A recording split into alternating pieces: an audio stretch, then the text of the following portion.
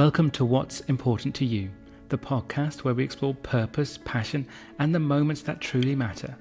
I'm James Dean, and each week I sit down with inspiring guests to uncover what drives them, inspires them, and what's important to them. What if the success everyone else sees comes at the cost of the person you've become? And how do you know when it's time to stop chasing achievement and start prioritizing your well-being? In this episode of What's Important to You, we explore mental health, authentic leadership, burnout, resilience, and the courage it takes to ask for help. It's a powerful conversation about breaking free from toxic environments, discovering true purpose, and why your future should never be held hostage by your past. Today, we find out what's important to Brian Kennedy. Hi, Brian. Thank you so much for joining me today. Hey, James. Thanks a million for having me. I've been following you from afar, and I love your podcast. So thanks a million for you accepting me and my request to join you. So I very much appreciate that. Thanks so much. Thank you. That's really appreciated. Well, we're going to dive straight in, Brian. So with the first question, which as always, Brian, what's important to you? Yeah, everybody acts surprised when you ask that question, don't they? And tell you what a great question, and it is, and it gets you really thinking, But first and foremost for me, it's my wife and my children, right? That's the first thing, right? At the end of the day, that's what it's all about for me. And they keep me grounded. They tell me when I'm getting a bit too big-headed and whatever it might be, and success in life, to me, it doesn't mean an awful lot if you don't have somebody to kind of share it with, right? And, secondly, and I won't say it's a close second, but it's a second, right? It's kind of like what I do as a coach now. I am absolutely passionate about helping people, men in particular, around people that are working under pressure, their mental health, spending their lives that they feel that they have to carry every single burden on their own, because I lived that, right? And I know now what's kind of like, what's better, what you can have a better life, right? And you can learn from somebody who has lived it. And if you can recognize yourself in my story, well then, great, right? And that's why I wrote my book, The Bulletproof Banker. Not about theories, but the lessons that I learned through my own experiences of surviving 7 armed robberies in a banking career, and, coming back from that, not letting it affect me. So I'm passionate about men's mental health, and my daughter might say, but you're alienating 50% of the population. That's not my intent. In fact, I've coached lots of women who have the same issues, but us men, we find it so hard to ask for help. We really do. And, I'm just passionate to help them. So if you can not make the mistakes I made by listening to me, happy days. Absolutely. Love it. So much obviously in that we're going to dive into more, but even just the first thing about being, saying there in relation to you specifically looking to help men in mental health, and the argument, okay, you might be, say, excluding so many people, excluding 50% or excluding women, but it's not in that regard, as you say, but it's because I think, and I've looked at this over the years in relation to if you're trying to be a coach or you're trying to set up a business or whatever this is, you have to be there has to be an element of laser focus in sense of the person that you want to be able to help. And it could be almost like a lot of people, this maybe yourself, that you're if I'd had that coach when I was in that situation, so you're kind of almost coaching what would be that person you were 10, 20, whatever number of years ago it was. And it's also, I think it's that thing of what you've got a certain perspective, but I think it's still a thing of, I still always you see the statistics so much as well when it comes to men. And I think, it's definitely from seeing more in the UK, but I think it's same in Ireland as well, in the sense of latest statistics that the biggest killer of men under 55 is still death by suicide. Yeah. You know what I mean? It's it's still such a important and prevalent thing. We need to keep the conversation going, and it's not even so much conversation. There is an element to it, but I think it's also, and hopefully we'll dive into more, is about yourself. It's people telling stories. It's and then learning from, as opposed to just it's when people listen and then maybe see themselves and so in someone else's story, they might then look for help. So And that's exactly why I wrote the book, right? yeah, yeah. The Bulletproof Banker. And, we come across mentors, people that have, helped us, whatever. What is it that sets our personality from when we're young? What is it about us men? I mean, you go back to the beginning of time, right? We were the people who had to go out and forage and kill the animals and bring up and feed the people, all that kind of stuff, right? We had to keep everybody safe. That's just the reality, right? And that's in our DNA. That's Mm, in our amygdala. That's in our flight or fight. That's the part of our brain that has not evolved since the year dot. Okay. And this part of our head, this is when we use this, we can do anything. We can mm, do anything when we use the frontal lobe of our head. But the problem is this little guy back here, okay, where we get all our negative self talk, where all that comes from, that causes us to have all these limiting beliefs that we believe that we're not good enough, we can't do it, or we're going to mm, try and do it. Right. And it's what we say in here, okay, to ourselves, is not necessarily what people are saying outside about us. mm, I always say to people, kind of, nobody sees you the way you see yourself, right? You could 100%. think you're useless, and somebody else is going, I wish I had his job Mm, because he's brilliant and whatever, as a leader or whatever. But I can tell you, James, that for 90 odd percent of my corporate career, people would have thought I'm a nice guy, I'm a good leader, and all that kind of stuff. And I would have been in turmoil mm. every single day. Right now, Wow. I was working in a toxic environment and whatever. I'll give you a bit of an example of that, Mm, because when you feel like you're left on your own, right, yeah. then you end up what happened to me, which is being on your own, suffering mental exhaustion, and feeling that you have lost everything. And this guy in your head, who I call Cedric, by the way, is starting to tell you that, you've been found out. Right. So Mm, let's go back to the beginning for a second, yeah. right? So, I'm of an age now that sometimes when I go into the room, sometimes I'm the oldest person in the room, and I'm still 18 in my head, which will probably get me into trouble someday, right? Anyway, I love my wife. I'm 47 years with her. She's listening. I love you, sweetie. Right? So, but the thing is that my early educators, as a boy in a class, used to beat us when we didn't know the answer. Okay. And they would take us and put us onto the top of the class in front of all our peers, and they would line us up in the corner. Right. And then they might put you standing in the corner. So you're like, the dunce that's standing in the corner. Right. And then when you get emotional, they come over and they push you in the back and they go, what are you crying for? How are you going to be a man? What are you, a girl? Right. I mean, even the fact that they're saying, are you a girl is not fair to women. Right. But Yeah. that's what we were told. Right. Are you a girl? What are you doing? How are you going to be a man crying in the corner, not knowing what you're supposed to know? How are you going to look after a family? Right. This is like 7 and 8 years of age. Okay. 7 and 8 years of age. Mm, Right. This is what they're telling you. You get a question wrong and they hit you with a strap. Okay. So what do? Tell you what I did. I went, you know what? I am going to put this suit of armor on and I am not going to show any emotion and I'm going to make sure I know the answer.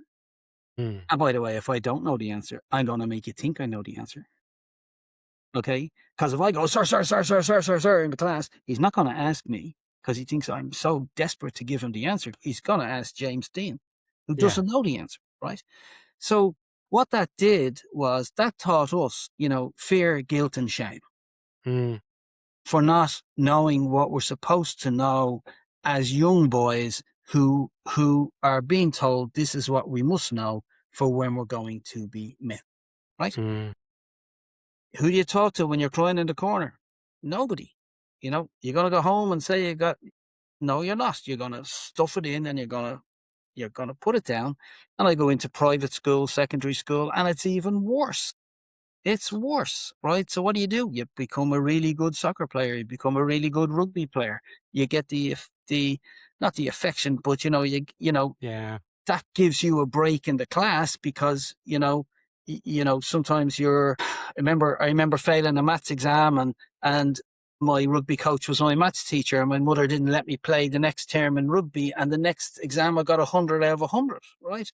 Because they wanted me back playing rugby. Yeah.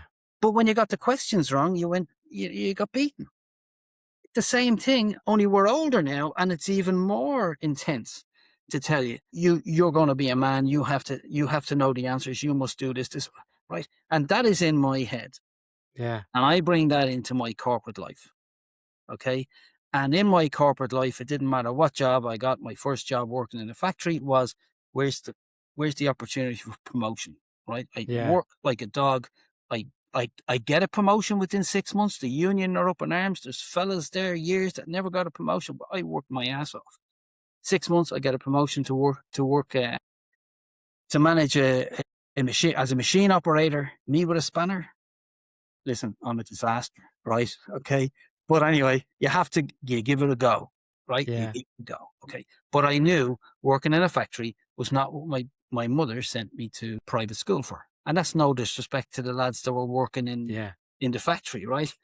And football got me a football trial in the UK with a team that was second in the old English second division at the time Right.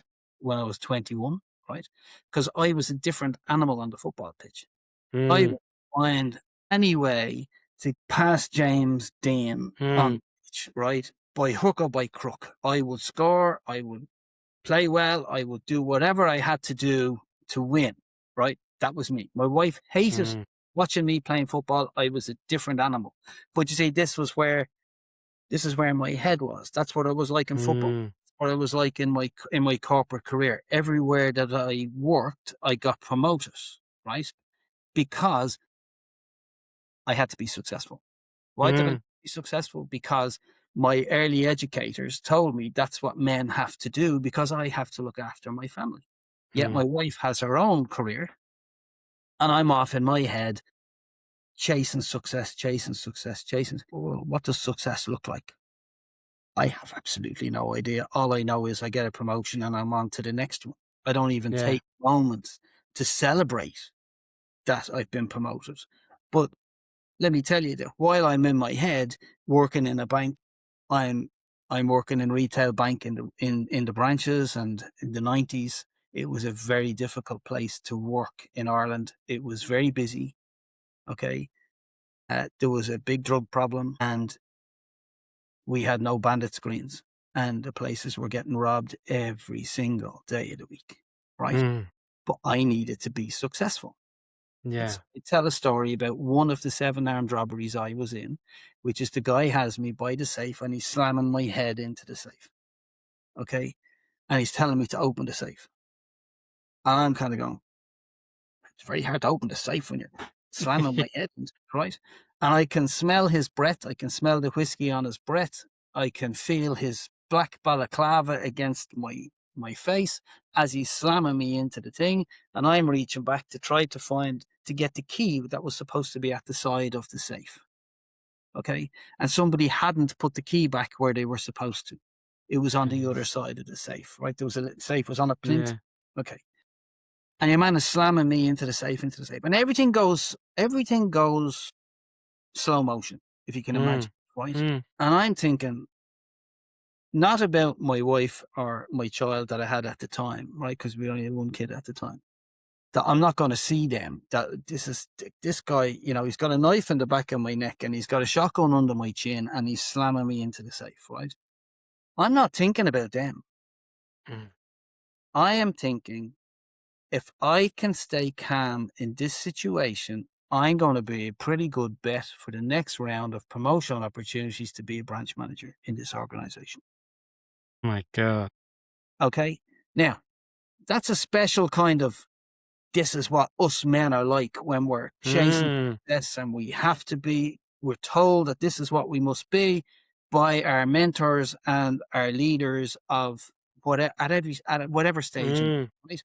And I open the safe and your man takes all the money and everything in a bang bang and they all leg it, right? But to not think of your wife and not think of your child at that Mm. point because you're so focused Yeah. on career, right? So I go for, promotion to be a branch manager for 5 times. And 5 times I don't get it. And even my peers are going, what the heck? What? Kennedy didn't get the job? What? Because I am such a good performer Mm. because that's where my head is, right? I'm meeting all the targets, I'm doing everything, whatever. They cannot understand how, even if they could put me working, managing the branch for 6 months when somebody was sick. And if the job came up full time, they wouldn't give it to me. And I could not understand it, right? I would go down to the church on Stephen's Green, throw myself in front of the statue of Jesus and go, please, will you listen to my prayers? What the freaking hell? What do I have to do? Yeah. Okay. Complete and utter turmoil, complete and utter kind of, low ebb, whatever. Okay. Roll on, couple of years. I go into head office. I meet a very good mentor who 40 years to this day, I still meet for coffee, right? Mm. Gave me my first opportunity to manage a team and to cut my teeth on operational management. I will be eternally grateful to Paul Marshall. I'll mention him. He's a saint. Yeah. He's a really nice guy, right? And I get an opportunity. Sorry, there's going to be a merger in the organization. And Paul says to me, Brian, that thing I wanted to do for you, that promotion, that's everything that you've worked for me. He says, it's not going to happen. These things are going to merge. We're all going to be screwed. And whatever way he said it to me, people are going to come in. There's not going to be many opportunities that we thought we'd have in our teams here because they're going to parachute somebody else in. So don't know what we're going to do. Right. And I decided I would leave. And when I decided I would leave, my old regional manager from way back who didn't promote me, right, the 5 times I went for a job, wanted to see me. I got a message. So I go, okay. So I go out with a mate of mine out to his house and he's out of work sick with cancer. And we sit in his garden. He's got a beautiful garden. The sun is shining. His wife brought out some homemade lemonade. I tell the story like it was something out of Poirot. Okay. Mm. And he says to me, I want to apologize to you, Brian, all those years ago for not promoting you. It suited me to keep you where you were because you were so good at what you did.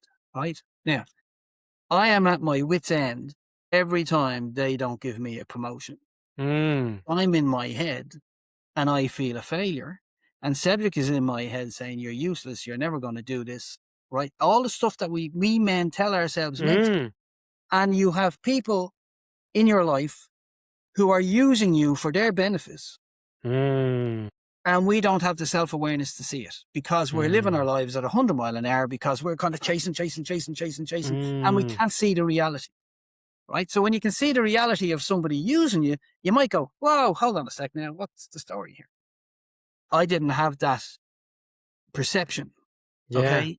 So I went and I got myself another job managing 8 European countries for the #1 car rental company in the world and stuff, and used the operational management that I had learned from Paul and was very successful and managed all the complaints for this company across Europe for a couple of years. Okay. And honestly, one day I let a bit of stress get to me and I walked in and I resigned one day without telling my wife, without saying that, without even thinking about it. And I came home with no job to go to. They didn't want me to leave, but I felt ego here. You've made a Mm. decision. You've walked in. You've resigned. You got to live with it. And I had to go and find another job. Okay. But these are the things that we do when we aren't clear about what we want in our life. Mm. eh? What is it that we are really looking for? Right? What is it that we're really looking for? And the stress gets to you and you allow this amygdala in the back of your head and this guy in your head to talk to you and talk you out of a Mm. really good job that you have. Okay. Yeah. But I ended up getting headhunted by 2 banks back into banking. Okay. Because some people knew about my previous Yeah. thing and I ended up going back into banking. And, you know, I worked for one bank. It was a fantastic environment to work in. It was a UK bank had bought an Irish company. James, the Yeah. Celtic Tiger is in full flow. But the thing was, we had a great team. Mm. The environment was fantastic. It was really good, right? The UK let the Irish operation do what they were supposed to do. And the Mm. management was the Irish management, and it was a really, really nice place, right?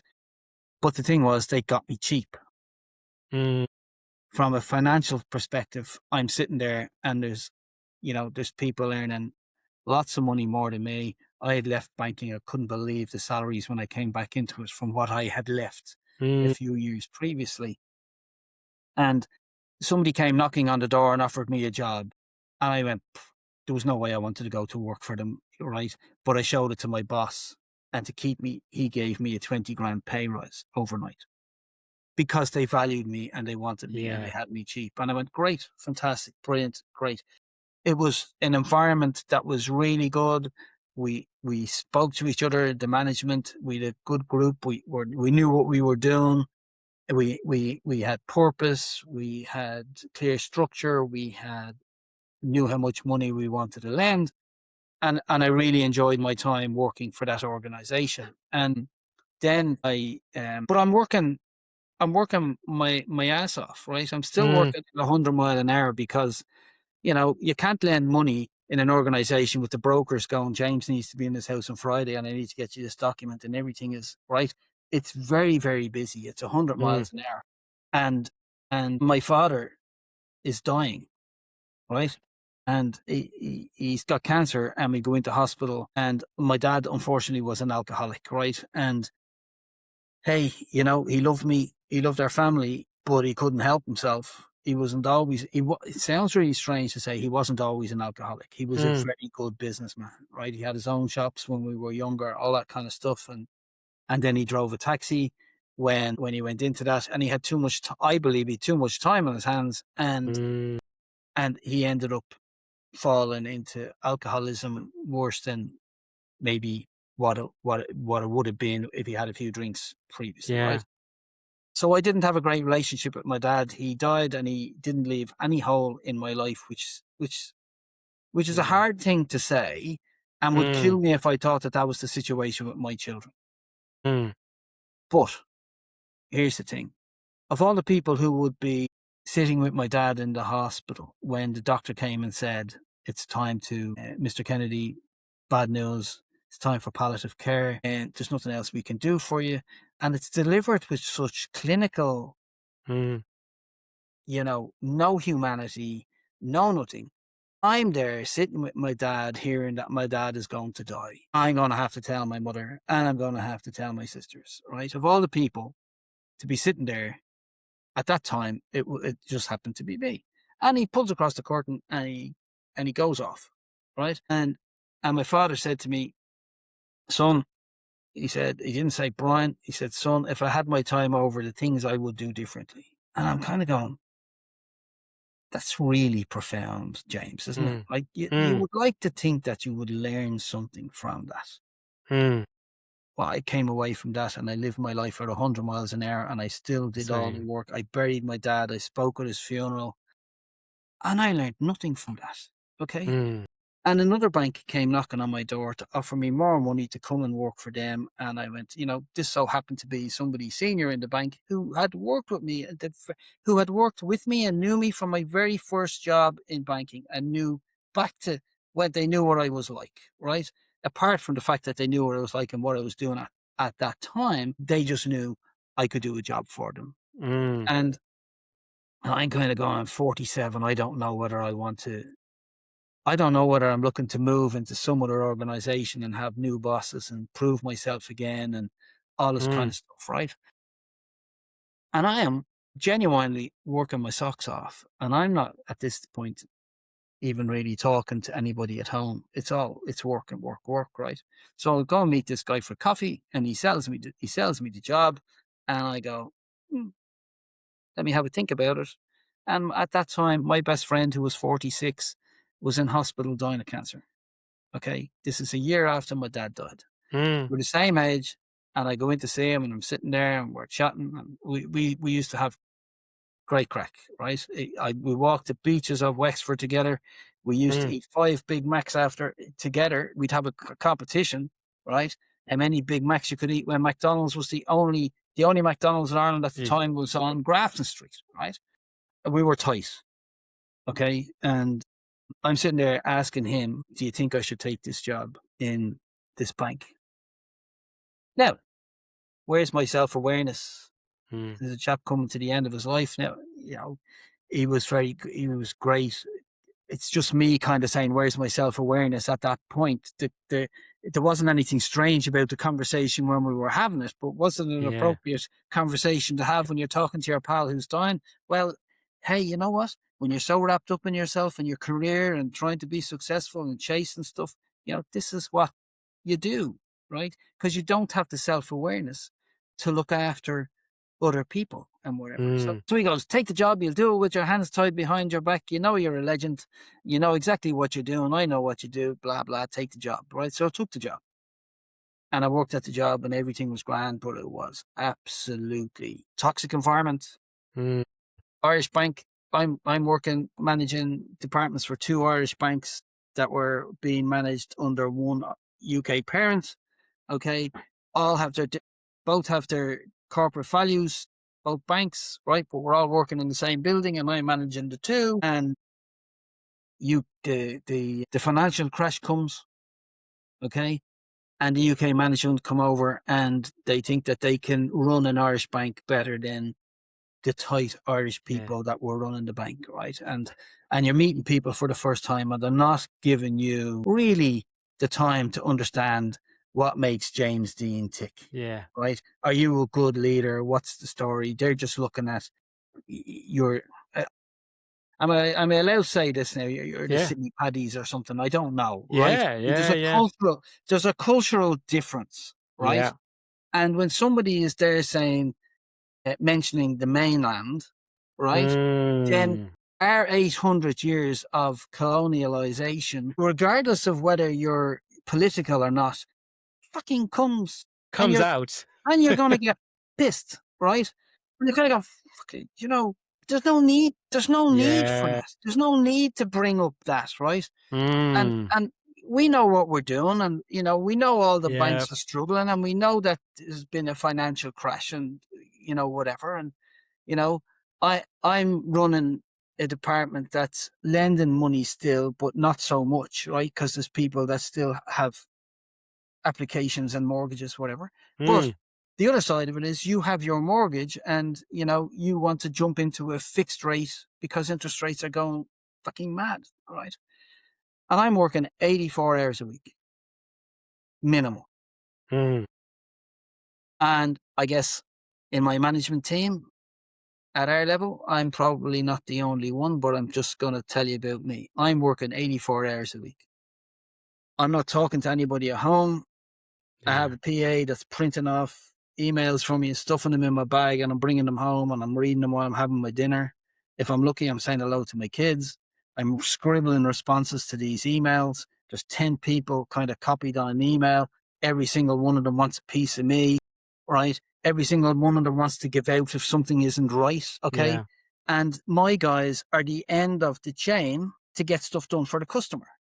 And the problem is, if there's five other people or departments involved in doing something and they haven't done what they're supposed to do, well, my guys have to pick up the slack, right? Yeah. So you can bring in as many new products as you like. You can bring in new things. And if the systems that we use, and we had 5 mortgage systems, legacy systems in New York, right, that could not handle the complexity of some of the products that were brought in. So, so we had spreadsheets Yeah. to manage very complex computations and whatever, right? You couldn't make it up, right? So I'm going, okay, there's all these letters that have to go out. Somebody sends them out wrong one time. I'm dragged into a room by some UK management. What the hell are you doing? What's the story here? They don't care that it's all mail merges or whatever. The central bank are in saying, change this, change that, change the other, right? And it all has to be done manually, and I have to see every single letter that goes out. I'm managing 250 people, but I Yeah. have to see every single letter goes out and make sure that the computations are right. It's an impossibility, but I'm trying to do it. And Yeah. and we're managing projects, but we're also looking after James Dean's mortgage and any queries he has. Right? Yeah. It's a complete and utter fucking right. It's Shit. Yeah. if you listen to anybody in operational management who's asked to do projects and the daily work, on customers' accounts, you will know it's not possible, right? Madness. Because it's just not, right? And I had been banging on about saying, take so many people from me. I'll give you these 14 people. They know the systems, they've got great experience, they're really good workers, and they'll sort out those projects, right? Historical legacy problems, right? Mm. And just leave me to manage the rest of the Mm. people to do the daily stuff, right? Mm. So someone rocks up to me at 3 o'clock one Friday afternoon. Great news, Brian, this English lady, with a very English accent. We're going to take the 14 people off you on Monday and we're going to start this project world and it's going to be great. And, we're going to get you 14 people from this employment agency. Okay, 14 people off the street that know nothing about mortgages that they're going to give me, right? Okay, that are going to have to train, that they're going to have to do stuff and Mm. work. But it's very important, Brian, that, the service levels have to be kept up to date. Same. Yeah. I'm sorry, but right, something snapped in my Mm. head and I knew that I could have strangled that lady there and then. And I knew, hey, that's not me. What's the story? I needed to get out of there. And I I left the building. I drove home. I don't remember getting home. I remember pulling up outside my house. I remember coming into the house. I remember my wife looking at me going, Jesus, are you okay? Apparently I was just grey. I was just, Yeah. right. I don't remember driving home. And I sat on the chair and I said to her, I don't think I can do this anymore. Mm. Now, can you imagine coming home to, what I'm 50 at this stage, right? Mm. And gosh, what am I, don't know, 25 years married at this point, Yeah. in 25, 26 years married. And I'm saying something like, I don't think I can do this anymore. And my wife has no context. Yes. Yeah. Yeah. Yeah. She doesn't know whether I'm talking about work. She doesn't know whether I'm talking about marriage. Yeah. She doesn't know right. Okay. And I blurt out, okay, work, I can't, it's right. And she's going, I slept for 2 hours on the couch. I just went unconscious on the couch Mm. for 2 hours. She brought me to the doctor the next day. Doctor told me, you are completely mentally exhausted. You need to not answer the phone. You need to be away from a laptop. You need to just don't even watch the telly. I'm not allowed to do anything that can fire the receptors Mm. in my brain because I am so all over the place, right? Oh, okay, right. So didn't want medication because the quick thing is to put you on SSRIs or whatever it Yeah. might be to kind of block. Yeah. Okay, didn't want anything like that. Again, the fear of being my dad with alcoholism and all that, I just didn't want that, right? So Sunday was okay. Monday, my wife has gone to work and my kids are gone to school, and I'm sitting watching TV, and Jeremy Kyle is on the telly, right? I go, what a rubbish show. But anyway, I suppose it was Yeah. fun. And I'm sitting there and I just got this absolutely overwhelming feeling of I have been found out. Mm. All my words that I had said to myself over the years have been true. I'm not good enough. I was never good enough. I've been found out. You're useless, and I just cried like a baby. And that's not something that I did. I told you I had this Yeah. super armor. I didn't Yeah. show it. Right? And I cried like a baby and the snot ran and I could see myself from the ceiling Mm.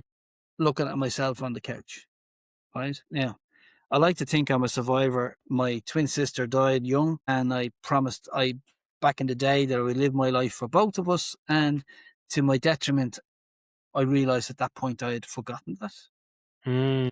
right? In my 100 miles an hour chasing what's for Yeah. success and not even understanding what success looks like. What is this? What is this all about? I have this nice house, whatever it might be. And I stood up and I looked at myself in the mirror and I, I genuinely, James, I did not recognize the person that I saw.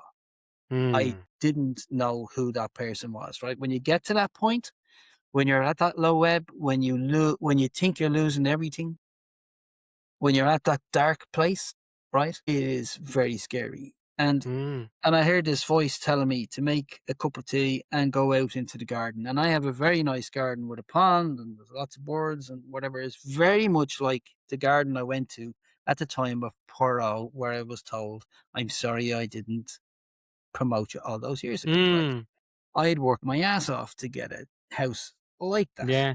right? Yeah. Subconsciously, and I have it, right? So I make a cup of tea, I go sit in the garden, and I'm sitting there, and I'm kind of, I don't know, I can't tell you where I am. I just feel I'm looking at my house, and I'm kind of going, I am going to lose everything.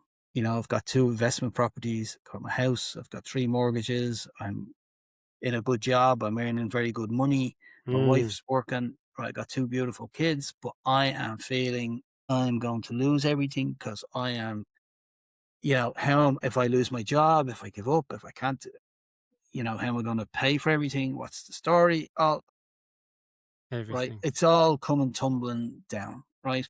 Who you got to talk to? Nobody. Right. So I'm sitting in the garden and this little robin comes and sits on the table beside me. And he's just looking at me. And I'm looking at this robin and he's jumping from the table to the top of the chair. There's a chair beside me, to the top of the chair, back to the table, back to the chair. And he's just looking and he's nodding his head. And I'm actually intrigued by this. And, I'll go and get the robin a biscuit. I'll feed the robin the biscuit, right? No, no, no, no, no! Don't get the robin a biscuit. Don't. You'll frighten him. You'll frighten him. He won't come back. And right, okay. So the thing was, for the first time ever, at that point, I wasn't catastrophizing about the future. I wasn't worrying about the past. I wasn't thinking about where I was at that moment, right? But I was in the present moment, Mm. just me and that little bird, Yeah. right? And I can't show you, but I don't really can see that Yeah, on see my that. arm. Yeah, yeah. Okay. So that's my robin. It's Yeah. tattooed on my arm.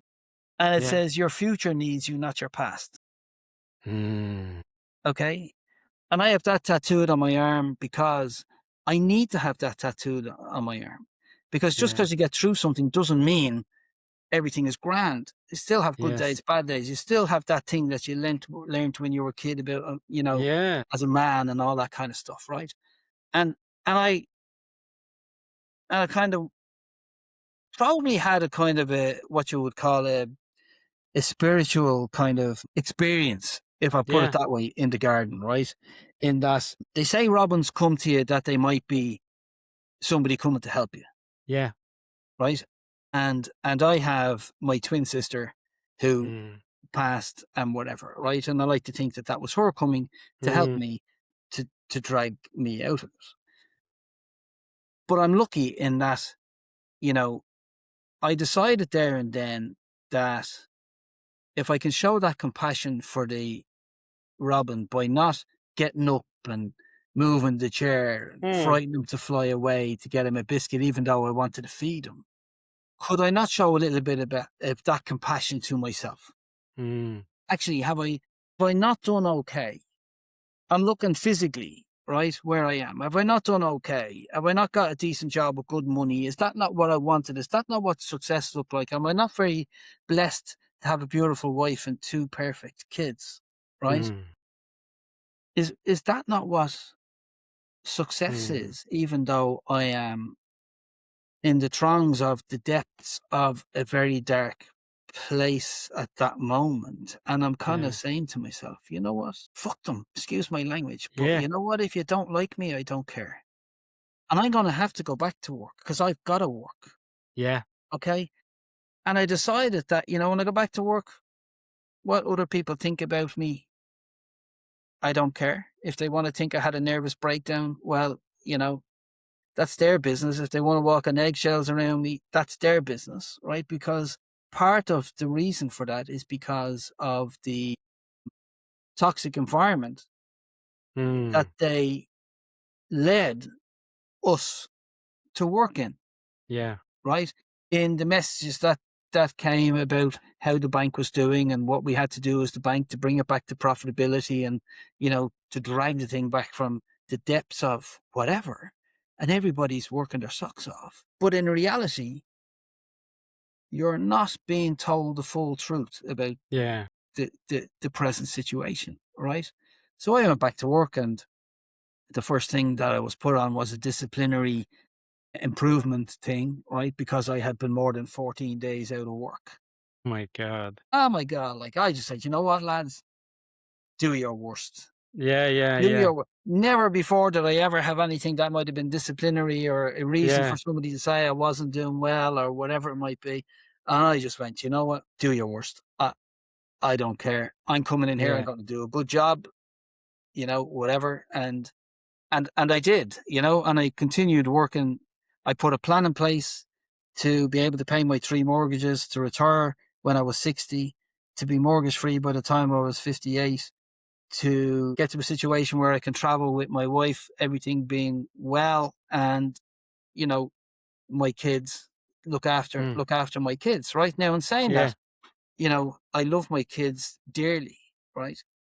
But because of the way I lived my life at 100 miles an hour and their mother always being there for them as opposed to me, Mm, even today, the first person they will ring will be mum. of course. I have to accept that.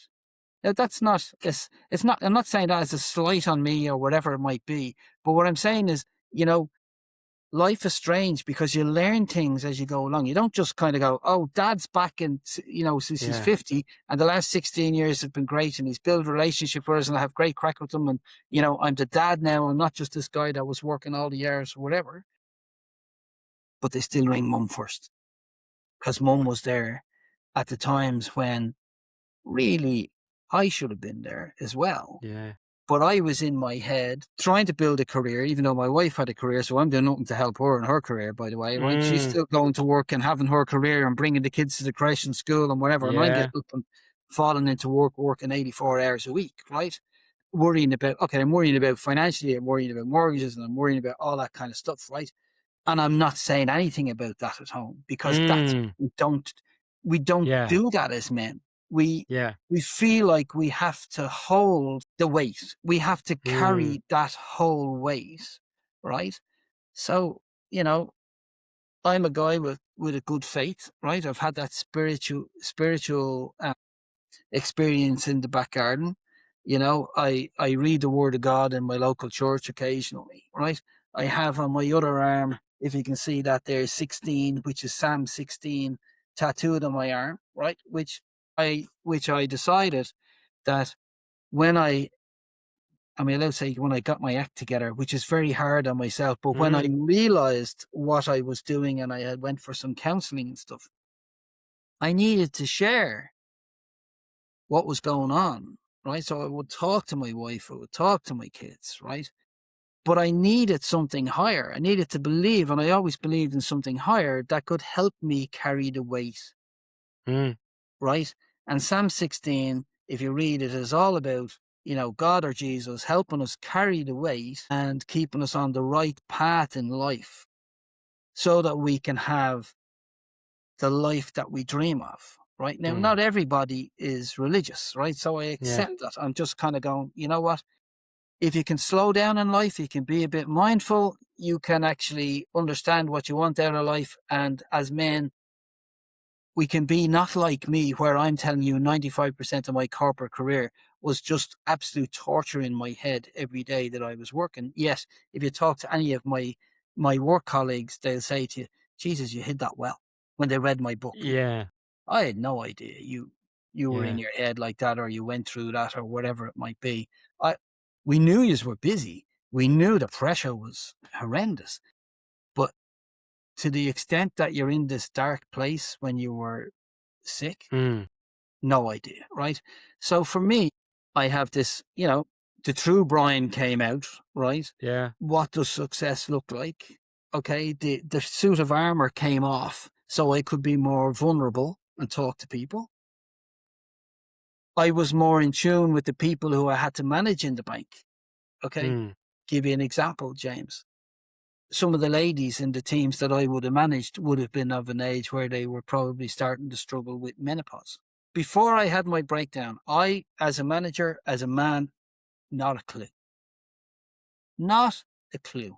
Right? If I saw somebody sitting there with a fan at their desk and right, okay. But I was more in tune with the people that I was managing now, right? Don't get me wrong, we all worked under a bit of pressure. We all still had to deliver, right? But actually, I my emotional intelligence as a leader was streets ahead of people who were around me, Yeah. right? To the point that I would point out when they bring in new leadership courses for people, I go, "Where's the emotional intelligence in this?" Yeah.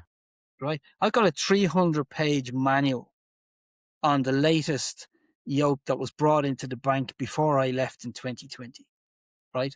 And there is one page, and it's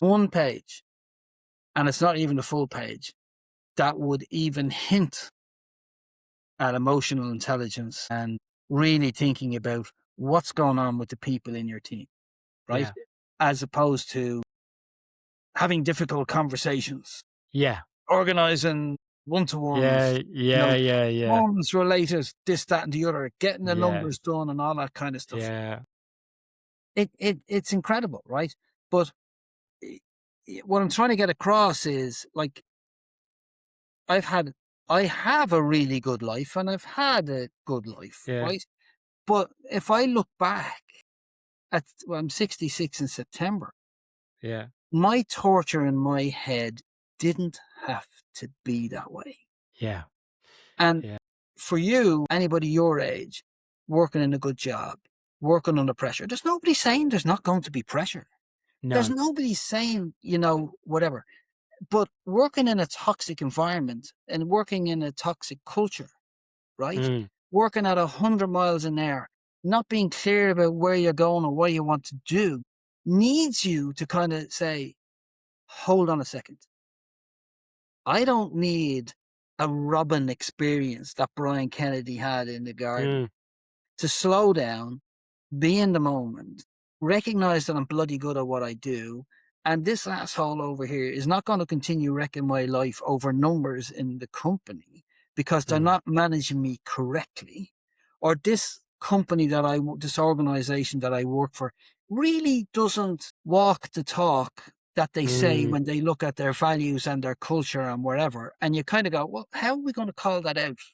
How are we going to call out the bully who's, you know, who's there on a 5-year contract just to meet to The change the numbers. work so they can get their bonus at the end. And when they're gone, everybody has to clear up the carnage that they've caused, right? Yeah. So where are you as a man that you can kind of go, this is who I am. This is what I expect. This is what I want. This is what my future to want. This is how I want to look after my family, right? This is the help that I need. Who am Mm. I going to talk to? Am I going to talk to James Dean, coach? Or I'm going to talk to Brian Kennedy, coach. Who am I going to talk to that I can actually say, this is what's going on. What can I do to get myself out of this hole? Or what can I do to actually stay in this environment that's very stressful, where I get well paid, but you know what? I'm managing my stress because I Yeah. understand and I have the tools that somebody like you or me can give the person the tools to be able to manage that. And that's just as simple as if you're working for a red boss who just wants call me into the office and give me the numbers and don't talk to me Mm. about your dog and I don't want to know how your kid is. Just Yeah. tell me the numbers and then get the frigging hell out of my office, right? If you understand that that's what you're dealing with, fine. You You're can not manage gonna that. you're not gonna go, he hates me or she hates me or they're not Yeah. interested in me or whatever. You understand you're dealing with a corporate psychopath or whatever it might be who doesn't blink and only wants to know the numbers. Yeah. But you can I stay mean, in your job yeah, you can still manage it and and you you can don't still give a manage shit because yourself. that's just the way they are. But I tell you what you won't do, you won't let them walk on you. Yeah. You won't let them walk on you. You will fight your corner in the correct way because you have the tools to be able to fight your corner. So you won't go home feeling shame and guilt because of the way somebody Mm. spoke to you. Oh, I feel useless. I need this job. I have to kind of do what they tell me or whatever. Yes, we have to do what we're supposed to do to do our job, but it doesn't have to kill us. Yeah, just so obviously, thank you for sharing so much that you did there, Brian. Sorry, Because I was obviously, it's ranting so there, wasn't I? no, no, but no, but it's but there were so many things and so many interesting things in a sense of when you were talking, obviously going back, in a sense of the way that you were yourself, going all the way back, as you say, from that child that was in the school, that sort of an imprint of how as they're telling you at such a young age, this is what a man, quote unquote, is going to be like. And almost those protections, you say that armor of like, well, you say I have to know everything, do everything. And because if I do these things, I'm not going to get hit. If I do these things, I'm not going to get shamed. So it's literally just was embedded and indoctrinated into you in this behavior. And how do you shake that? Especially not even, didn't even into adolescence, it became even more so. So all of these things as a way of, but it was the fact then that how sort of deep it got into your own psyche in that sort of the chase or the achievement or the pursuit of achievement was so ingrained as a way of, I don't know if it was protecting yourself or a way of seeing as success, that the examples you gave in that moment of being robbed for that time, that you're thinking about, well, this won't do me any harm for the promotion. You know what I mean? Even to have that cognizance to think at that moment in time, well, I should definitely get it this time. You know what I mean? That's sort of, and then even when you've got to that point of, from outside looking in, its success within any sort of employment or industry, whether it's status, level, subordinates, whatever it is, to still then think I'm not enough, isn't it? It's kind of heartbreaking because of and then what you were talking about, then when you then have that realization, and then how the other people and the environment that was created around it, that really kind of then almost kind of allowed that to perpetuate. You know what I mean? They kind of Yeah, yeah, yeah. stirred it even more. It's almost because they just wanted the numbers. They didn't give a shit really how you were feeling or what. It's the word that I also have, and I've seen this from other employments, my own sort of situations and things as well. Is that it's the lack of humanity. It's you said about like emotional intelligence, but it's also as well like whether those other people have had, whether just like that or whether they've had it themselves, or this culture of, just the success is the only thing, is only monetary, or the success is only in relation to the numbers, that people will just be either remove themselves or devoid themselves of just humanity, of how, and then in the most basic of forms of how you are personable with another person, how you Yeah, talk to another person. yeah. And it's what's, so I'm 20 years younger than yourself. So it's interesting. Now, my praise be to God, my schooling wasn't in any way to what you had to go through.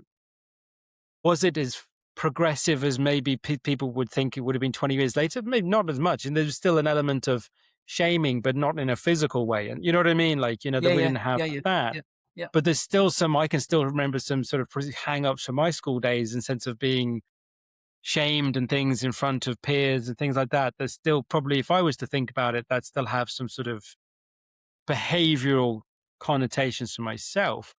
So, but the work environment is quite incredible how it still in certain industries hasn't No, changed. it hasn't changed. But Really hasn't. I'll tell you something. You run a bit, don't you? I do, yeah, I do a Yeah. bit of triathlon and stuff as my Okay. sort of thing. So here's a story, right? I came home from therapy one day, back in work, doing therapy, Yeah. whatever. Okay, and I had told the therapist that I had this dream that I would like to run the Dublin Marathon. And when I played football, and I told you I'd been good enough to get a trial in England and Mm. all that kind of stuff, and I got to a final trial to play for Ireland youths back in the day, and I unfortunately didn't get the green jersey, but hey, And and anyway, she said to me, "Well, that's your dream. Why don't you do it?" Right? And I went, "Oh, okay, okay." So I came home. It was end of April. Walked into the house. Great news, sweetie. I'm going to run the Dublin Marathon in October. Right? At that time, you just had to apply Yeah. and everybody Fly, got in yeah, and you're all that in. kind of stuff. Right? And my wife, my biggest supporter, right, said to me, "What the what? Okay. You've just been diagnosed with mental exhaustion. You're going Mm, to therapy, and now you want to exhaust your body running marathons. mm, I can tell you, this is going to sound a bit cliche. Running saved my life. yeah, Okay. If you take it from any goal that you want to do in life, right, where you have to have a plan and all that kind of stuff, right, where, okay, I had to have a dream. The dream was to run the Dublin Marathon, and that became a goal. And then I had to have a plan. The plan was you had a 12-week running plan, and then I had to buy the gear, and then I had to step out the door, right? I had to get the first mile in, right? That's the action. We had to stop pontificating, just go and do it, yes. right? So I did it. And I know you've seen tattoos on my arms. I have some on my legs from doing marathons and stuff, right? So did a Dublin Marathon, went on to do the Connemara Ultra Marathon. So I don't know if you've never done that one, James. I've not done the ultra, no, no, Do but that, that's a 63 yeah, kilometers, right? yeah, yeah. I did it twice, and I think the second time I did it, I was really in pain because I've ended up having to have a hip replacement, right? Jeez. And to all those people who think, it saves you right for all that running, it is not because of the Nothing to do running. with the running. Okay. Right. Although it might be. You never. Well, I firmly believe that all the stress that I had over the years and everything Yeah, has manifested itself through one part of my body, which ended up being my left hip. And I'm lucky it yeah. wasn't, a heart attack or anything Hard like to that, right? yeah, But here's the deal. 5 years after I'd run my first Dublin Marathon and I had met the robin in the garden and I had gone for therapy and I'm back in work and I've boxed off what I thought a lot of things about me and I'm feeling great and I'm talking to my kids and everything like that. I'm coming down to the final straight of the ultra marathon, right? And I'm coming up to the finish line and you're absolutely knackered doing 63 kilometers. Although it mm, wasn't about time for me. It was a beautiful day down Connemara. I mean, it's absolutely stunning, right? When you get the weather. And I'm coming down and I go through the line and I could not tell you what I would do 5 yards from that line.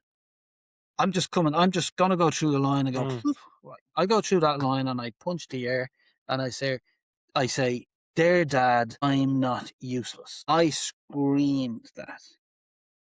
I couldn't tell you that was going to come 3 yards from the line. I couldn't tell you where that came from. I can tell you it came from my soul. I can tell you it came from my gut, right? Because my father used to tell me I was a bit of a mammy's boy. And at 4 o'clock in the morning of Mm, my maths exam, when I did my leaving cert, he was sitting there drunk telling me I was a mammy's boy, right? But yeah, that's his disease. But I come back yeah, to my recovery and wherever, and here is something that's deep, deep, deep, deep, deep ingrained in us mm, as men.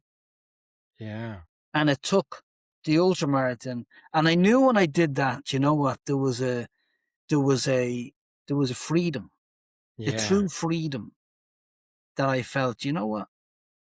That's the last negative belief system that mm, I needed to kind of truly feel I am not the new Brian, the proper Brian, that this is what I should be as a man. This is, being happy and all that kind of stuff. mm. But you couldn't have told me 2 yards from No, that line that was going to come out, right? But running is phenomenal for mm, physical fitness, for mental fitness. There was five of us that used to go out running at lunchtime when I worked in the bank. I yeah, started that, right? yeah, And we would talk about different areas of the bank, and we would some days you'd have a great chat, you'd have a bitch and a moan and whatever, and everybody's working in different toxic environments. But you yeah, know what? We had somebody to talk to, yeah, we had somebody to vent to, and we did it through our running, and we yeah, had a laugh. And if somebody was really struggling, you'd reach out after the run and say, "I know you told me that while we were running. Do you want to have a coffee or something, and we'll have a chat?" yeah, Right? yeah, Whereas we wouldn't have had somebody to talk like that. yeah, I mean, because look, at the end of the day, all we want in life is we want to be healthy, we want to have a sense of purpose, We want to have strong relationships with our better halves and the people that we have friendships with, right? And and we want people around us to have a bit of integrity in the corporate life and in our private life, right? Yeah. That, is there anything, like, if you boil it down, is there anything else that somebody wants Yeah. that, that's then you're living a life of purpose, right? Because you have to have Yeah. something. You have to have something that gets you up in the morning. And if you, like I, at some point would have been sitting in the car park in the car for 10 minutes before you went in because you just dreaded going in, Mm. that's not a good place to be. And there are people to No. talk to about that, Yeah. because you don't want to be. I'm not saying I'm sitting here at, almost 66 going, what a waste. No, No. it's not. What I'm trying to say is it could have been bloody easier, Yeah. right? Yeah. It could have been easier. I've been successful despite Cedric in my head telling me Yeah. every bloody day I'm going to be found out and I'm not good enough and whatever. Mm. And then with toxic bosses coming down, never finding the good things that your team did, always finding Yeah. something that was, if the call center's not answering calls fast enough, never mind that they're giving the people the proper answers, Yeah. right? If you're outside an SLA because the work that's coming into the team is almost 50% higher than your Normal. yeah, that you've enough people when you're constantly being told to do more with less, right? And every time you go into a room, somebody wants to kick the shit out of you. Okay, something's got to give. Yeah. Something's got to give. So Absolutely. all we need to do is just try to kind of look. Women are also now in senior positions. Yeah. How would I put this so I don't say it the wrong way? My mother brought me up to believe we were all equal. It Yeah. didn't matter whether it was a man or a woman going for a job, the best person got the job, right? Okay. So luckily now there's a lot of ladies getting opportunities to be in positions that was always, shall I say, old grey heterosexual men, right? Who Yeah. were only in it for themselves and whatever, right? Yeah. But James, I have to tell you, the day is gone where they should feel the need to put the trousers on that the men had on before them, Yeah. right? I know what So you mean. therefore, so therefore, we shouldn't be seeing the toxic Yeah. leadership coming from that cohort today that I see when I'm coaching people, right? Specifically when I coach women who report to women, right? Where it's worse, almost worse than what I experienced in some of my career with men, Yeah. Yeah. right? I mean, you got to put the hand back and try and bring somebody with you, not constantly see somebody who's good as a threat, Yeah.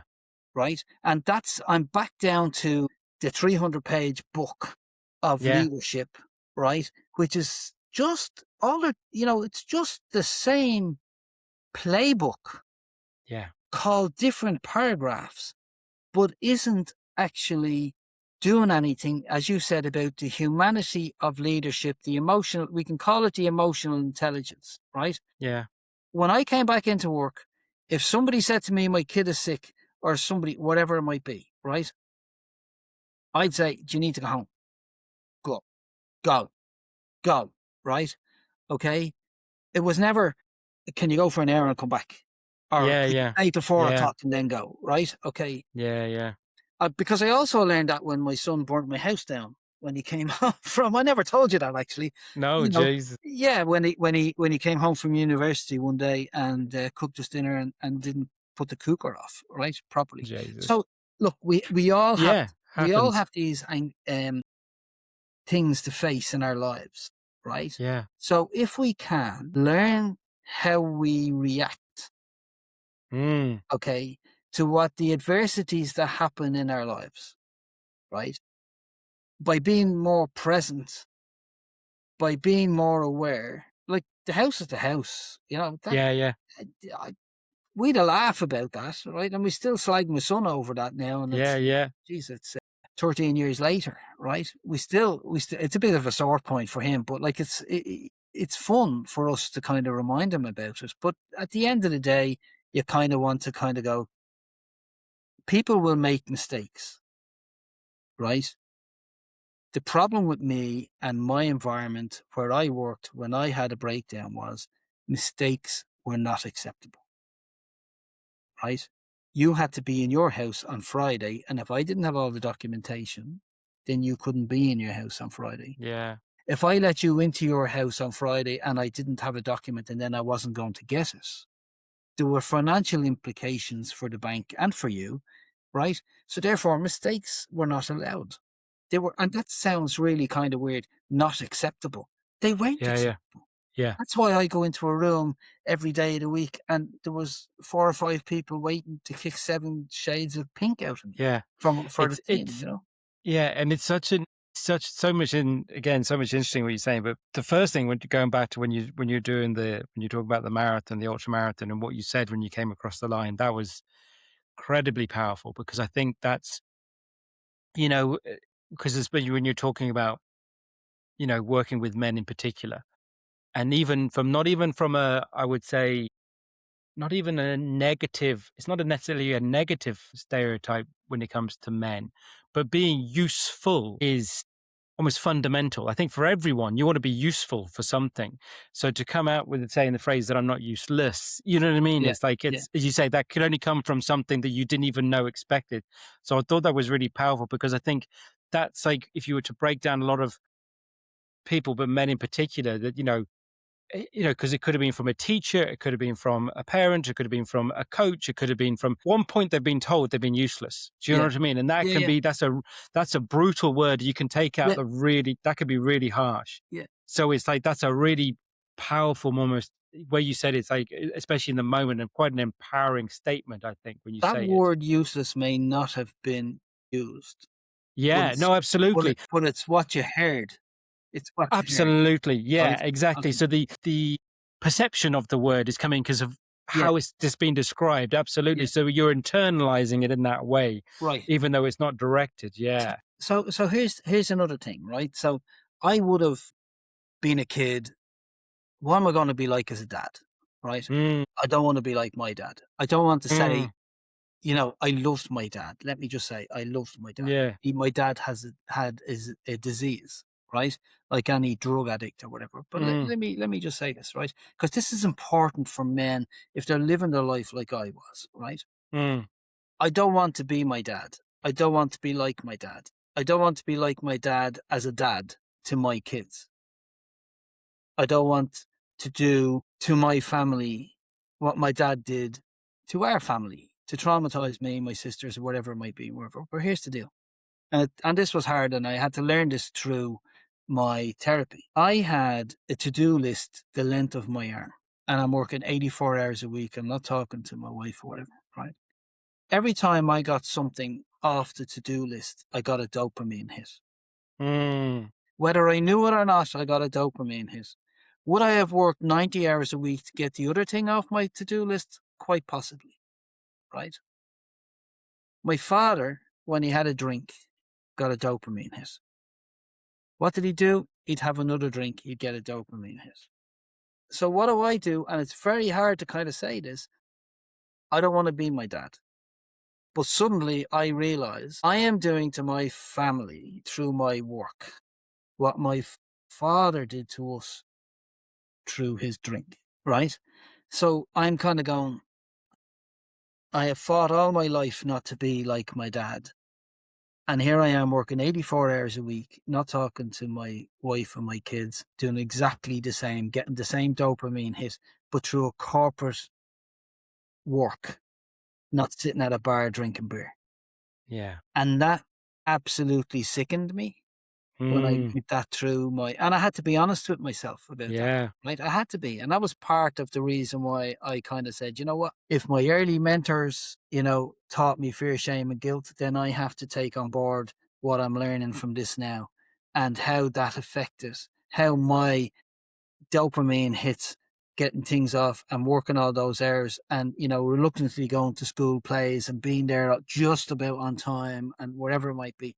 What effect did that have on my kids? So I had to kind of learn after I was 50 to hug my kids, understand what they're doing, know what's going on in their life. and that's what we have to do, and we have to, and that's Mm, where self-awareness comes in. And look, if we can just help each other, James, yeah, that's all we can do. yeah. Because this is the when you were the other one I wanted, it's really powerful actually what you just said. It's like the sharing that the fact that the thing was different in the sense of it wasn't alcohol, it was the work. But in some ways, the addictiveness or the whatever that thing, that the escape from whatever it was, or that finding meaning in this thing that was having a negative effect is the thing that you were that was keeping you going, but also the same thing that's making you sick and having the negative effect in the family. The point I wanted to say, and before I forget it, is when you were talking and again about before you left, and you got that 300-page document about whatever banking, and you say it's got so much still in it to do with emotional intelligence or personal sort of how you deal with people. What I find going to be interesting, if it's because it's still sort of troping out this same way of approaching this sort of management style, if you want to call it. We've got a generation now. I said, like, when I went through my schooling, I was never in schooling when there was, when it was beyond where kids could get hit. But I still say there was still some, when I go back, some like, well, that wasn't exactly supportive environments in certain situations as well. I think obviously I've not got kids. I haven't had kids go through, I've got nieces and nephews that are going through school, and there's always this kind of like about young people that everyone wants to knock the next generation of young people. And like you were saying, but you were getting told, don't be soft, don't be a Yeah, yeah, girl. yeah, When, yeah, do yeah, you know what I mean? And this nonsense that yeah, the younger generation is always soft and all this, which is complete bullshit in my, because I always think when that argument is like, well, so you want to go back to when we were hitting them, or you want to send them up when they were yeah, getting worked at yeah, ages in yeah, horrible environments. I don't, in awful conditions. So I don't think it's a really relevant argument. But the one thing now is with any young person or children going through school now is the fact that we have the tech that we have, the information we have available. There's, I didn't come across, say, I knew a bit about sort of this side of that of life or work because my dad was a social worker. So I was exposed to just talking to him about stuff. But from a personal perspective, I was probably my 30s before I really got into sort of genuinely into personal development, genuinely into emotional intelligence. Always had said maybe a little naturally, but really got into it. Young people are doing that so much younger. So there's going to be a point when they come to employment, and you're seeing it now with some young people who are like, they're just not going to put up with it yeah, because yeah. they'll Good. just go, exactly. Yeah, Because on the one hand, the posters are saying, we value this, we value that. As you come work for us, we'll get you this and the other. yeah, yeah, yeah, The young person goes in and go, but you said you'd have all this stuff for me and you yeah, don't. yeah, And they're just going, oh, shut up and do the work. They're yeah, going to go, yeah, well, fuck you then, I'm off. yeah, yeah, yeah, yeah, yeah, yeah. Or because But now the it's other also, challenge, James, the other challenge is, right, is that you don't want to have a situation where, like, you're doing running and I'm doing running, right? Okay. yeah, And it's not a medal for participation, right? no, Do you know what I'm saying, right? yeah, So the thing is, what I don't want to happen is I don't want to see people being told in school, you're great. Everything is not good, at all. fantastic. And when No, you go into the workplace, all of a sudden some manager brings you into a room and tells you, what the hell was that? That's a shit piece of work, right? Now, there's a balance. There's a completely. balance. And I like the fact that people now will go into work and say exactly what you said. You have that value on the wall. And actually, I don't like the way you've spoken to me, right? Because they haven't been spoken to correctly, Mm, not because of, any woke thing or whatever. It's just that no, the person hasn't spoken to them with respect, right? Appropriately. Then call it out. And I have fully supportive of that. But I wonder sometimes how prepared some people are when they come from university 100%. into some of the workplaces. Now, toxic workplaces, yeah. Can you be prepared for it? Well, at least have a bit of an idea, right? Try and identify the red boss, the blue boss, the yellow boss, the green boss, Yeah, right? yeah. Okay.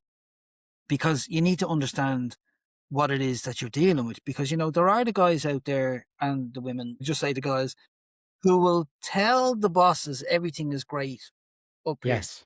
but it's not, right? Yeah. And they're hiding everything.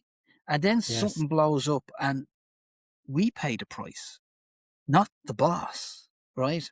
Okay. So there's all these different types of dangerous bosses out there that you have to have a bit of an idea that, they have your back and they're telling the truth about the projects you're working in and whether something's going to be delivered or not. Right. And you're not going to go into a room someday where everybody's been told you've been doing a great job. And then all of a sudden, actually, you know what? You're being made redundant on Friday. We'll get through this last bit, but what made you think then, after this career in banking and financial services, that you wanted to then work into coaching? I just saw too many men suffering, James, and I went Yeah, off and I qualified as a mental health coach, right? And I wanted to, I could coach anybody. Look, I could do career coaching as well, right? I do yeah, career coaching as well, but the mental yeah. health stuff where I'm helping people, listening to where they are and what they're doing, and if they've read my book at least, and I've read some stuff that I've put on LinkedIn, they kind of go, I think I'll go and talk to him Mm, because he's been there and he hasn't just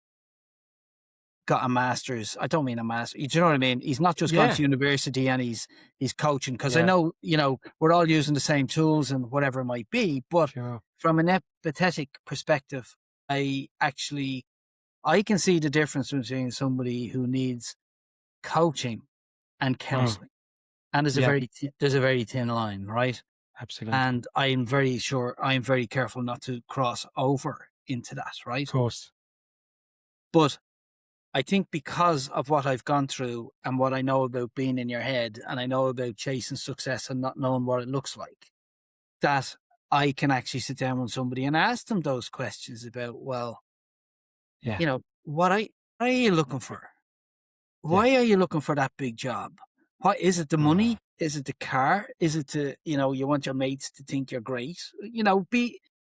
Put your feet to the fire and be honest and yeah. say, because do you want to be miserable? Not everybody wants to be the CEO, Mm, right?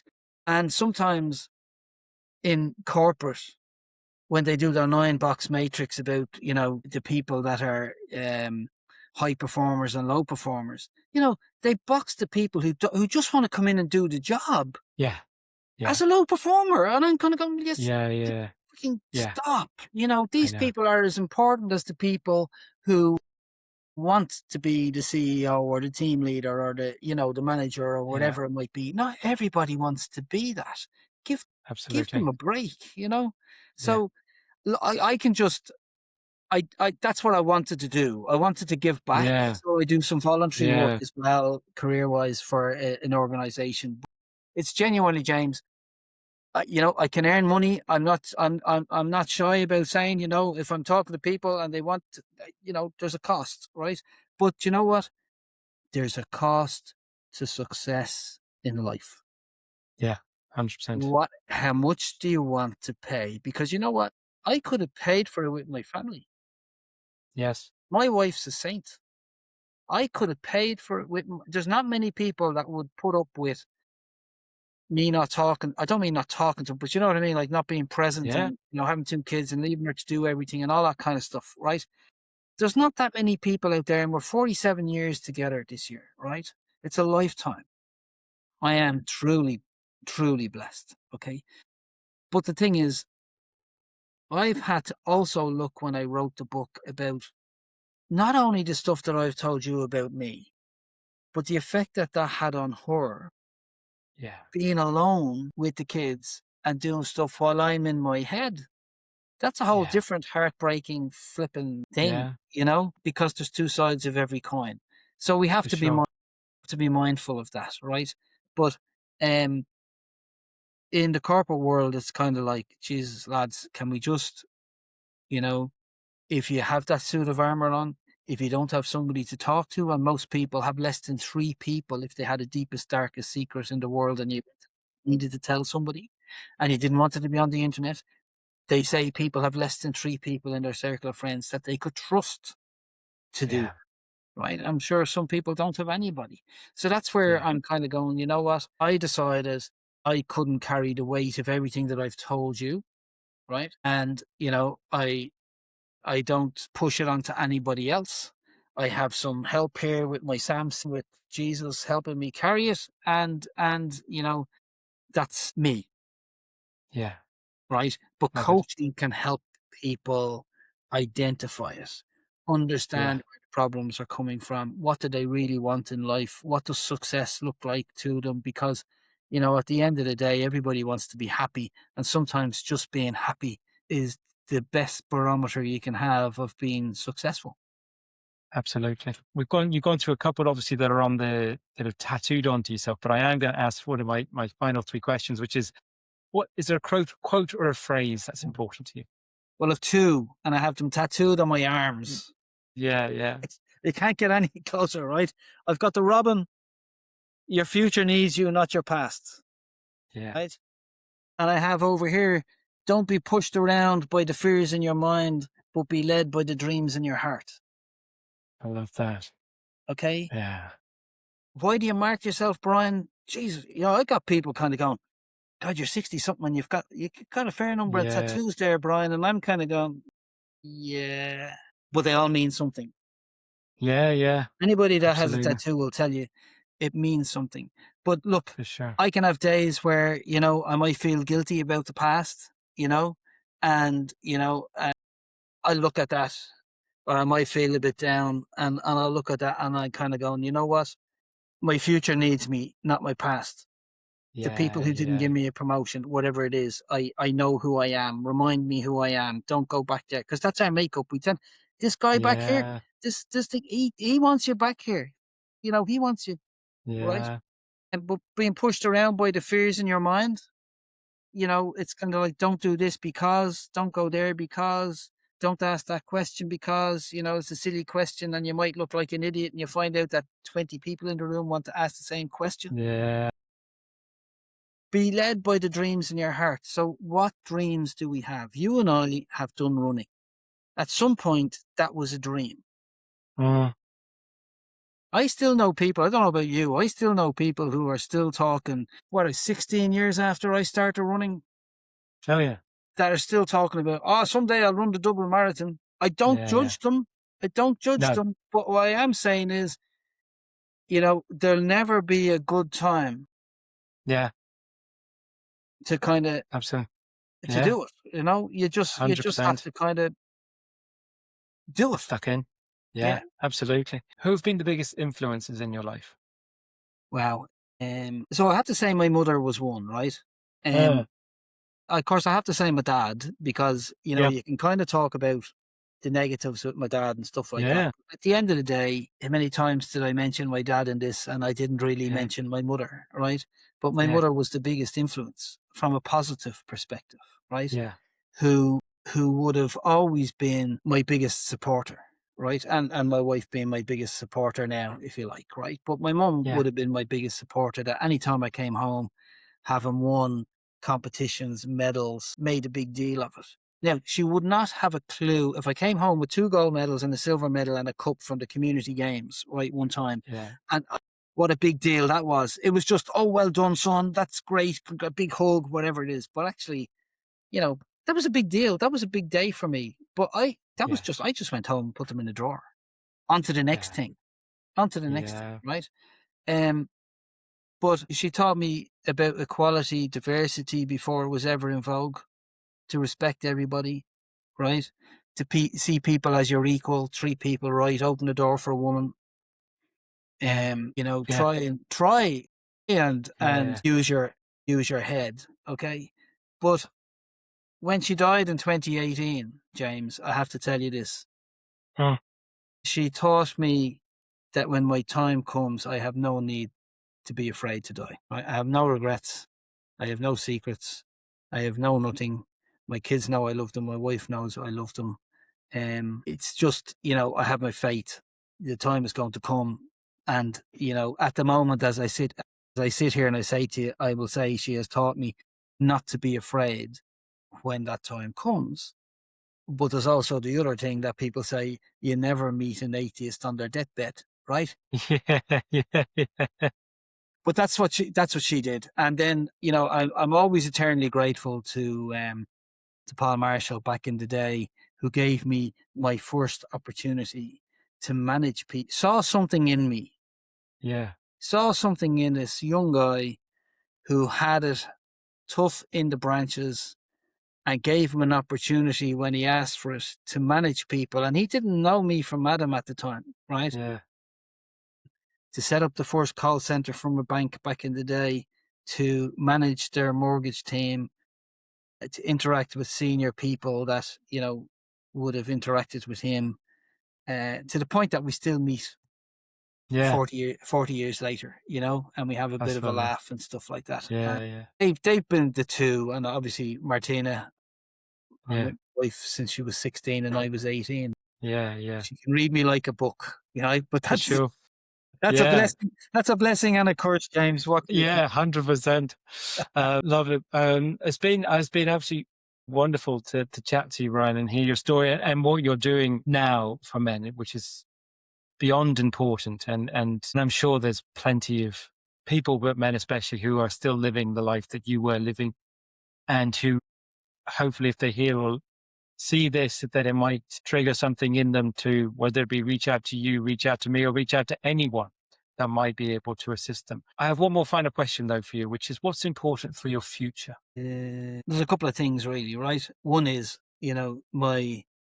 my remaining time with my beautiful wife, that I can spend as much time with her and travel while we have our health, and we can still do it. Okay. Because I think too many people leave it till, I'll do it when, I'll do it when, I'll do it when. Right. And yeah, I did a post recently about walking the talk, about don't wait until you retire to live your life. Mm, Right. And like last year, we've been in Spain, Lanzarote, Dubai, Australia, you know, do it's it. planned, it's Yeah. planned. Because that's what we want to do. I'd kind of like to think that, when the time comes, I've left the place, people, if they talk about me, would say some nice things about me. Obviously, there will be people who will say some horrible things, but majority of people might say nice things, which means that, you know, there's a mark that I've been on this earth for, Yeah. some period of time, and I've left a little bit of a mark, right? Which I think is nice. And I think we should all try to leave that, as opposed to something negative that people would talk about. Absolutely. And I just want to continue to help men to have the lives that they deserve. And if women want to come and talk to me, that's great. But Yeah. because we're always in our head, and it's our makeup, and it's Yeah. where we came from back in the before the dinosaurs Yeah. and all that kind of stuff, Yeah. that Um, that's it. That's it's pretty simple, isn't it? Really. Absolutely. As I said, it's been wonderful to chat, Brian, really has. And I've loved listening to you and share so much of yourself. I think it's been very powerful, and I think will be very impactful for a lot of people. I want to make sure there's other people who will continue to feel that impact. So we'll make sure links are in the show notes. But if you would like to give a shout out now where people can get your book, or where they can follow and connect with you online. Well, you get the book, The Bulletproof Banker, um, Amazon. Okay. Yeah, You can read what I write on LinkedIn under Brian Kennedy, and you can check out my website, bjkennomotivation.com.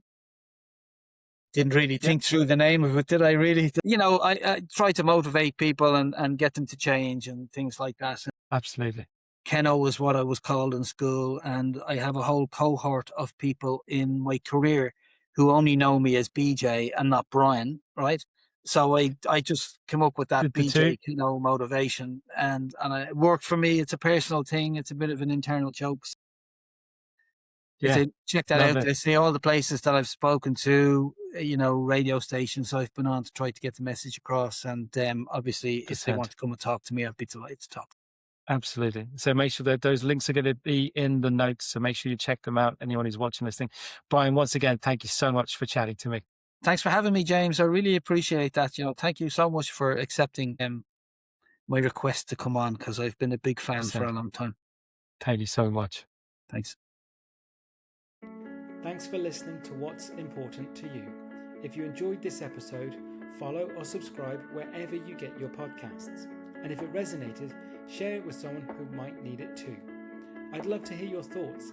Leave a comment or ask a question, and let's keep the conversation going. I'm James Dean, and I'll be back soon with another real conversation to help you reconnect with what truly matters. Until then, take care and stay curious.